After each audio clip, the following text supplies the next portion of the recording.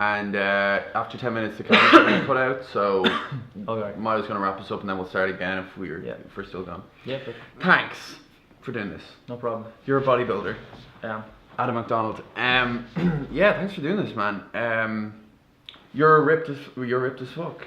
Well, at the moment, I wouldn't say ripped in terms of the kind of like shredded really lean at the moment. I'm not in like competition lean state. Yeah. I'm starting preparation for a competition next July, so it's quite far out. I mean, I'm not starting until November, but it's kind of like I'm planning ahead, if that makes sense. It's not like something I just kind of do and then 10 weeks before I just say I'm going to do this. I make sure that I have all the kind of stars aligned. And but you do competitions that like sporadically, like literally one a year? Oh yeah, type thing? because you need time in between to like basically progress. So that means building muscle. So I mean, I've done 2 competitions so far in my life. One was when I was 21, which was 2013. The next one was 2016, which was 24. And then I'm going to do one in 2019 somewhere. So that'll be a 3-year gap in between each of the one, because I don't want to just show up and kind of look the same over and over again. I want to progress and increase my placement or improve on what yeah. So it takes time to build that muscle in between, because if you're just going from show to show to show, you're not giving yourself the necessary time to pack on the muscle. Some people do that, do they? Go from show to show? Yeah, well, you see, like, people probably heard of Mr. Olympia or like so that would be the kind of the highest bodybuilding show, or the most renowned bodybuilding show in the world. It's over in the US. It's on next month, and them guys would compete every year, but there's a lot of differences in between like them guys and myself. So for example, a lot of people when they say bodybuilder, they would probably expect the guy who's like absolutely gigantic that can't fit. So I'm a natural bodybuilder. So there's with bodybuilding, there's like people have different conceptions of what bodybuilding is. So in bodybuilding, it's not like hidden that there's a lot of drugs in bodybuilding. So if you think of a lot of shows like within Ireland, most of the bodybuilding organisations, so there's probably 3 or 4, are non-tested. So by default, if they don't test and the goal is to be as big as possible, people are going to do what they need to do to get as big as possible. So if you thought about the Olympics, if they didn't drug test the Olympics, would people not take drugs? They probably do anyway, but I mean, if they're not going to test for something, why wouldn't you if your goal is to be as big and as ripped as possible? So what I do is natural bodybuilding, so they test before the show. Yeah.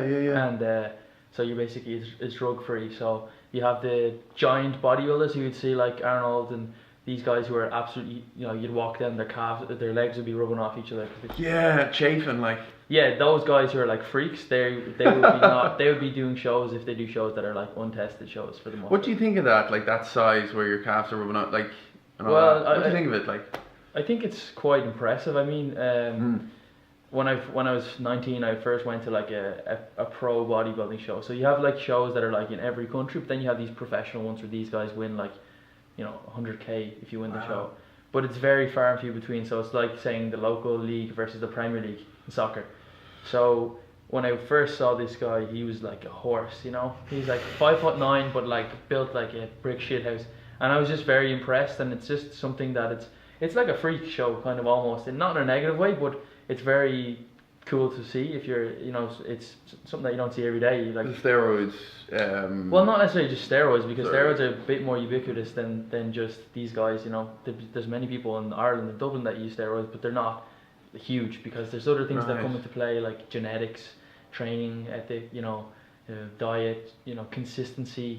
So like for example, if you decided to do 3 months of steroids, you're not going to be on the Mr. Olympia stage in 3 months, So that's what people actually think. They think that, oh, well, these guys are huge, but it's just because they use drugs. But that's shitloads of work. Genetics is probably one of the biggest components of it as well. So even if I was to do use as much steroids as the Mr. Olympia would, I would never look like he was, just because of my genetics.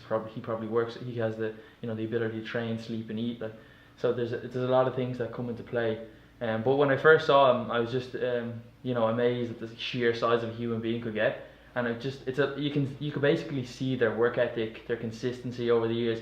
They visually show it. Like people are impressed by businessmen that have put in the work. You meet like the CEOs of big companies. People have this sense of awe from them because they know they've a lot of work. And rightly so, yeah. Yeah, not just because they're rich, but because they've built up credibility and they've put in a lot of work. But then when you see a bodybuilder that size, like he physically shows his work, and that's dedication, and they command a lot of respect from people in the kind of fitness industry. Wow, there's an aura to them. Yeah, like you can feel the kind of discipline and the aura. Exactly. Similar to a CEO, I suppose. It's not just the physical. Yeah. I mean, if you were a hardcore bodybuilding fan, and like a fanboy or whatever, it's kind of like them shows where like people look up to the only way epic stars or whatever they are. People like they nervously look at them and stare. It's kind of like that, where you get these like young guys or even older guys, and they just admire them. Yeah, so it's. So you got into it when you were like 19, you say? Actually, no. I got into. See, bodybuilding. What does bodybuilding really mean? Is building your body. So technically, everybody that goes to the gym is a bodybuilder. But like competitive bodybuilding, I mean, when I was 16 or so, I started working in the gym. 15, 16, because I played basketball. I used to play for Ireland at junior level, and so I got into the gym just that way when I was in like a transition year in school. And then I just started to see good progress. I was consistent with it. I really liked it. That I'm very kind of, I wouldn't say I'm kind of introvert, but I really like my own. Oh, you're an introvert, kind of. Oh, sorry, you said you wouldn't say you're an introvert, but I said that because I'm an introvert too. Yeah, I wouldn't necessarily. I'm an introvert, but I have some aspects or qualities of an introvert. So I like to spend time by myself. Like, it's okay. Like, I don't like. It's not that I don't like people around me. I actually do like, but it's just I can be comfortable by myself. And with this kind of sport, so I used to always play team sports, including basketball, and you always rely on somebody else. And I was quite good, like, to be humble. Not to be too boastful, but I mean, in basketball I was quite good for what Ireland is at basketball, which isn't very good at all. But so I was quite good at that, and whatever I did in sports, I was very competitive. Like, I did kickboxing and all these things where I did quite well. But with basketball and football and these kind of things, you're always relying on other people to work hard and do well. And no matter how much you put in, often it's a team effort. So with bodybuilding, it's kind of like it's just you doing the work. It's you putting in the effort, and if you don't get the benefits or get the result that you want, it's basically down to you. And it's very you just prefer it. Yeah, it's a very ownership kind of thing, where it's like you can only rely on yourself and you're not relying on anybody else. And I really just enjoyed that, and I started to see progress, and it's a very long game, especially when you're doing it like naturally, and it's cool. Then of course, then when you're younger, when I was like 18, 19, you get people saying, well, you look big and stuff like that, and that's nice. Strokes the ego a lot. And I suppose that's probably one of the reasons why I got in for women and girls, to be yeah. Do girls like yeah, well, I suppose that's the reason I got into it. One of the years, probably first, when I started to see results, and then but more so guys, actually. You would be surprised how many guys actually would be, it's not more so the girls, it's the guys that are like, you look good, or but I suppose it's. But girls wouldn't say it, wouldn't they not? If like girls were probably maybe thinking it, but they wouldn't come up and say, "Oh, you look good."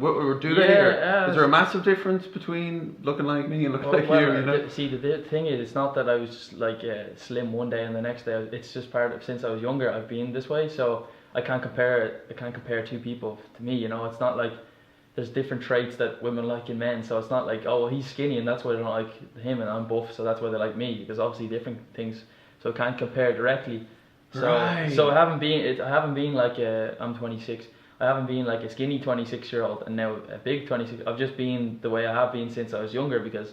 So you basically can't say like, oh, I was shocking with women when I was 17 and that was because I was skinny. Yeah, it could be a million different things. Exactly, it could be, but it definitely helps with confidence, right? So like a lot of people, body confidence, like I work with clients online, and a lot of it is to do with confidence. Guys who are either kind of skinny fat or kind of belly fat or something like that want to lose it. A lot of it is to do with the confidence, and it's not because they've grown the biceps by 2 inches that now women are attracted to them, but it's because they've got more confidence in themselves.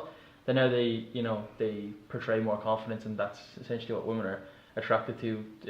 One thing, so you can be really out of shape and be very confident and get a lot of women, but it's something that it just comes with it as you start to build on yourself and build your body. You start to get more confidence, and I suppose that does attract more women. So you've never taken steroids? No, never. So I've thought about it a lot. Anybody who's like serious and like competitive at a higher level, is always going to think about, you know, should I or should I not. And I've seriously contemplated in the past, but for me, I'm never going to be like making money out of this in terms of being a professional bodybuilder. Like I mentioned earlier, that I don't have the genetics or whatever to be like a top 10 Mr. Olympia. I mean, that's like the 0.001% who make a living off that. So for me, it's like, do I want to get bigger for the sake of just getting bigger? Is it? And when I start to break down, why is it that I want to get bigger? I compete because I'm competitive and I like to progress. But if I really thought about in the past, and then I realized that it's more so an ego thing, because of course when you're gigantic, like I said, you command a lot of respect and people's attention and stuff. But when I've thought about it as I got older and wiser, I don't want my ego to be driving me to make choices, because it's not a good place to come from. So everything you do is for that external validation. It is bad for you, like steroids. Well, the way I explain it there is more so from a kind of like a mental yeah. But physically, well, steroids like is a blanket term for a lot of different types of drugs they use. So testosterone is probably what a lot of people would like, you know, would have heard of. Yeah. Yeah. So you produce that naturally in your body, but when you take exogenous, so injected or whatever, you can get up to 5-6 times the amount. I'm not 100% sure because I haven't researched it in a very long time, but it can be healthy and it can be unhealthy. So for example, in the US, you have these anti-aging clinics who will give men that are 30 or plus 40, will give you like testosterone injections to increase your testosterone back to normal levels, so you feel you have a sense of well-being. You feel like you're 27, you feel like you're 25. Yeah, pretty much, because your testosterone declines. But I mean, that would be like the normal range. But when guys are bodybuilding on stage, they're using like their testosterone is 5-10 times the amount that like you or I would be. Yeah. So is it healthy? You can't really say it's healthy from that aspect. If I'm 26, my testosterone is fairly healthy range for like functioning human being. Like making it 5 times higher isn't gonna make me healthier, you know. Yeah. But then when it comes to other drugs, like you have these other drugs that they use for animals and stuff, like, you know, tren and all these different drugs that are will help you grow bigger, but they're definitely not healthy. I can't say that they're 100% unhealthy, but they're definitely not healthy. I mean, so if your goal is to be a healthier person, using steroids isn't going to be something that's going to be part of that goal. And then you have other drugs that help you cut down body fat, which aren't necessarily anabolic steroids, but they're kind of like fat burning drugs. That makes sense. So yeah, like long term, these guys who are massive, they're not healthy. You know, they're not. I couldn't say that they're less healthy than someone who's obese. You know, of course, because a lot of people would shame them and say it's very unhealthy. But then the people saying that are like overweight. Yeah. I mean, so yeah, it's probably not as healthy as being just a slim human being. But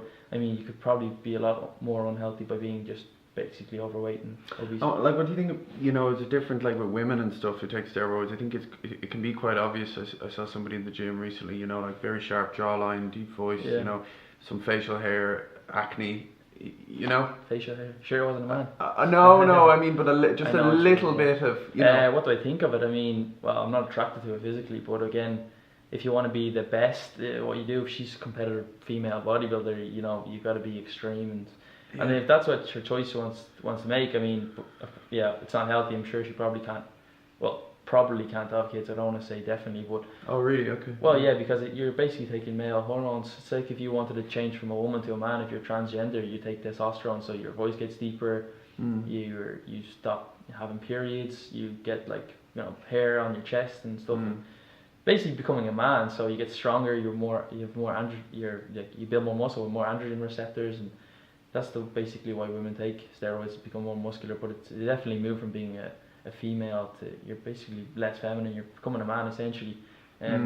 What do you think of, like, you touched on it earlier, what do you think of the idea of like fat shaming? So somebody's fat, you can't call somebody fat, or like, body positivity, that like fat is beautiful, or what do they say, big is beautiful, or I don't know what these slogans are, but that there's this it's there in the media and stuff, I think something that I've definitely been asked before, and I think that people should be comfortable in themselves, and you shouldn't be critical of being judging somebody else. Like, you shouldn't, if someone feels comfortable with how they look, that's fine, and you should, their choice. Yeah, you should be happy with how you look, and you should be body confident. But I mean, being overweight, like over 25% body fat for a man is obese. So like it's not a kind of subjective thing. It's very objective that being overweight is not good for you. You're gonna die younger. Your all-cause mortality goes up higher. You know, more chance of diabetes. Your longevity of life isn't gonna be as good. So I mean, that's more objective. You know, being overweight is not healthy. So you know, you can promote, you know, being, you know, body positive, but it's not healthy, and you know, you're gonna have a shorter life if you're obese or overweight. So it's probably about, yeah, I'm happy with how I am now, but I should be working towards becoming healthier or losing body fat. That doesn't mean that everyone has to be ripped and jacked. It means that you should be working towards a healthy body fat range, because it's scientifically proven that being overweight or being you know, obese is not healthy. Do you have haters? I would say, like, you've got a reasonably sort of large Instagram following. Yeah, I so would say haters. Like, I don't really, you know, give them people them time anymore. I used to. The one thing that used to really piss me off when I was younger was people would say, "You're on steroids." Yeah. They'd say it online or to your face? No, in person. Yeah, people would say, like, "I know you're on steroids," and strangers. Strangers and people that I know as well. Even not, I wouldn't say they're close friends. Close friends would have a genuine, honest, one-to-one conversation and ask me, like, you know, because they're curious. But then you'd have people who would ask you for advice, and then you see them on a night out and they might be a bit drunk, and they're like, "Oh, I know you're on gear," as they call it, because you're this size. But like I said, for example, if you went on a 12-week course of steroids now, you probably wouldn't even get as big as me. Now, if you did well, if you did it for a couple of years, you'd surpass how big I am. But I mean, because I've been training for like, what have I said, 10 years. But people think, well, I've tried the gym for a few weeks and I've gone maybe 2 or 3 times a week and I've seen no progress, so like everyone else must be on steroids, because it's easy to rationalize rather than accept that, okay, this is a long game that I need to play. And it used to piss me off because it just basically negates all the hard work that I've done and consistency. But then I mean, it's more of a reflection on the people that I'm talking to, because they just have this quick fix mentality. And you know, one of the biggest things I learned, especially in natural bodybuilding, is that you need to be patient, because I, like, in between my last 2 shows, I put on 10 pounds of stage weight, which is like around 3 kilos, which isn't a lot in 3 years.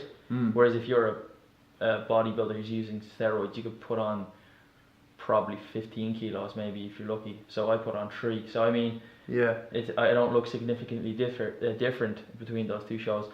But it's a long game, and you know, I've chosen to take this path. And I mean, I've nothing against people who do use steroids and don't compete in natural bodybuilding shows, of course.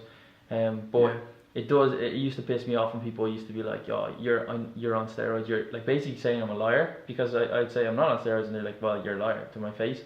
So imagine someone was calling you a liar, or saying, like, if you had a company that you worked very hard for and you worked years and years to struggle, the family business, and eventually you start doing well, people are saying, "Oh, your dad gave you all that money." Yeah, you'd be pretty pissed off. I mean, but then at the end of the day, it doesn't affect you. You know what I mean? So there's a jealousy thing there, isn't there? It's a begrudgery thing. Begrudgery, jealousy. I mean, because you never get other people who are like natural bodybuilding and say, "Well, man, you're a liar. I'm this big, but you're just a liar. You're a cheater." You never get people like that. The same as, like, you know, wealthy men. Wealthy businessmen, they don't go to each other, "Oh, well, you just parents paid for your business." You know? They've got bigger fish to fry. Yeah, exactly. They don't do that. It's always the people looking up that kind of are haters. But I don't get it that much, because I try not to call people out or be very kind of, you know. Yeah, I'm not really like really polarizing. Like, I mean, I'm pretty open to different opinions and everything like that, and I don't, like, you know, say this is bad or this guy's an asshole or whatever. So I mean, I just don't worry about it too much. But yeah. Cool, man. What's the bodybuilding scene like in Ireland? So it's grown quite a bit, but like I said, it was traditionally a non-tested kind of bodybuilding scene. So like, it was open bodybuilding, as they call it. So my first ever show, I didn't actually compete in Ireland. I went abroad at Toronto. Or no, my first one was here. My second one was abroad in Toronto, because in here, if you want to play, you gotta kind of be. You can't be natural if you want to do well. I mean, so you've got to take that next step up and use steroids and stuff, which is something that I didn't really want to do, because I've already mentioned the reasons why. But now they started to introduce natural bodybuilding, so there's a show called the NBFI. So they do that in Cork. I think it's in its 3rd year. So when I actually compete next year, I'm going to compete in California. Holy shit! So it's a big. If I want to do like a bigger kind of show, that's drug tested. I mean, they do polygraph tests and they do urinalysis. I have to go kind of abroad, or to the UK or to the US. So in Ireland, it's getting bigger, I guess. Women's bodybuilding is kind of it's pretty much dead. I mean, because it's not as popular. A lot of young guys now with the whole kind of Instagram and all these kind of guys like, Yes. you know, all the fitness guys and YouTube stars.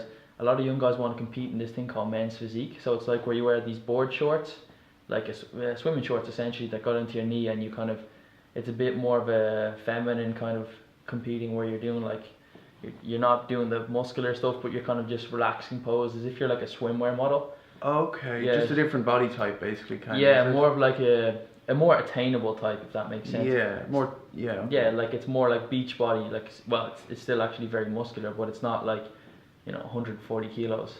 So it's more attractive to the younger guys, because that's kind of what girls like. Girls don't really like a guy who's like absolutely Fucking ginormous. monstrous, Yeah, yeah. it's just not Really, no?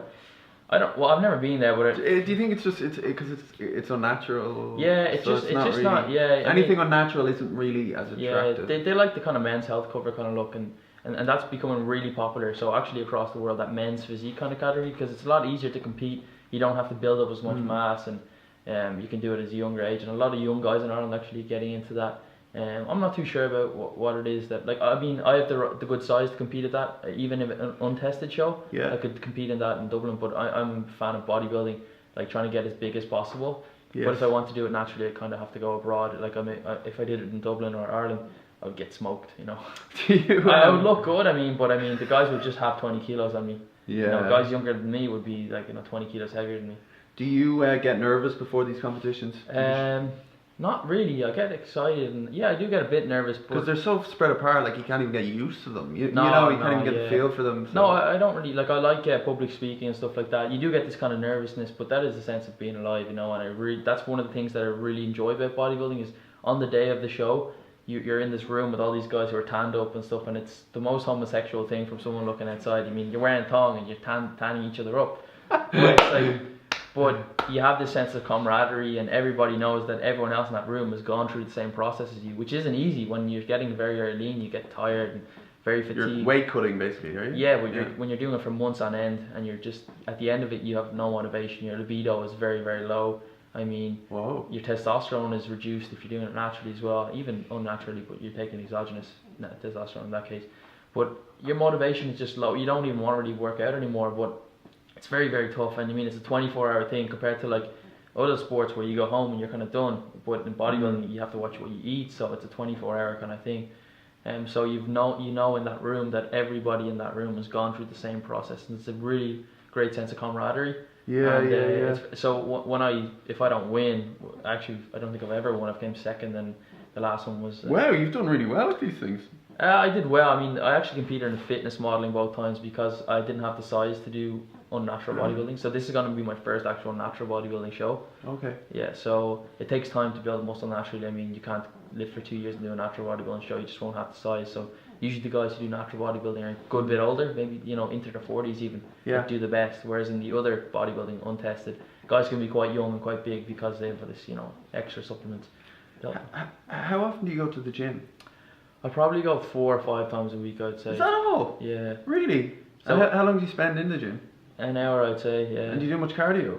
That's basically me. Like, Well, why do I look this way? The biggest thing that people don't have is they don't track the training. So I mean, if you want to get bigger, you need to provide the stimulus, which is lifting. Yes. And then you adapt, which is getting bigger. Then you provide a new stimulus, which is heavier weights, and you get bigger. So if you're doing the same workout, or if you're not being progressive with your nutrition, so you need the nutrition to grow as well, which is, you know, it's probably one of the biggest things that I see with a lot of people. They train hard, but they don't eat very well. Yes. They don't eat enough, or they don't eat for their goals, and they don't progress in that way. So I mean, it's about being effective in the gym, not just going in there killing yourself. It's about providing that stimulus to grow, Yes. and then coming in and, you know, topping that up, to, you know, building on that the following week or whatever it is, and not necessarily going in and saying, oh, I absolutely killed myself. Like, I did CrossFit for 12 weeks last year, and it was way more difficult than bodybuilding training, but Wow. at the same time, you know, if you're doing a squat and you're getting your friend to kick you in the back of the legs, that's very difficult as well. So Yeah. it can help to get bigger. You know? Right, okay. So it's not necessarily about being how difficult or how sore it is, or how much you kill yourself in the gym. It's about, you know, Being smart. did you progress on the last week, Yeah. in terms of, so I mean, quality training to get bigger is not necessarily as fun as a lot of people would like. It's about basically doing the basics over and over again and just getting, you know, compounding interest in that. Nice So, one, yeah. guys. Thanks so much. No You have problem. a program I do, yeah. So, that- so my goal over the next year is to help 1,000 men around the world basically find purpose through health and fitness. So by using the frameworks and the goal setting and everything through, you know, a health and fitness plan, we can, you know, use that structure and place it on other areas of life so that they can actually start to build the kind of life that they want to do. So yeah, I have a program. The best place to probably find me is on my Facebook page, just called Adam MacD. So that's my Facebook page. Yes. I stay kind of active on that. I don't really use my website much because I don't really direct people many to there. Just mainly social media. On Instagram, it's Adam MacD192. Nice. And that's pretty much it. Yeah. Thanks so much. No worries, Rob. Thank Cheers, you. dude. No Thank problem. you.